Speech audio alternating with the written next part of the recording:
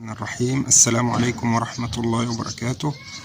النهاردة هنتكلم عن مشكلة بتواجهنا في أثناء صب الأسقف، إن بيبقى عندي العمود زي كده، فالمفروض إن المكان بتاع العمود، حدود العمود بتتساب خشنة، يعني ما بيتمش فرمجتها أو تنعيمها، عشان بعد كده لما أجي أصب العمود يكون في تماسك بين العمود الجديد والصبة القديمة. بس في مشكلة لازم ناخد بالنا منها، ان ممكن الفرمجة وهو شغال زي كده بيخلي المنطقة بتاعت العمود فيها برك بتكون منخفضة عن بقية الصبة بتاعت السطح، فالبرك دي بتؤدي الى تجميع المية بتاعت المطر وكده، فممكن تؤدي الى صدأ الحديد القشاير بتاع الأعمدة. لذلك المفروض ان احنا نأكد على ان المنطقة بتاعت حدود العمود تكون خشنة لكن أعلى من بقية السطح حواليها، بقية صبة السطح، عشان ما تواجهناش مشكلة الصدى.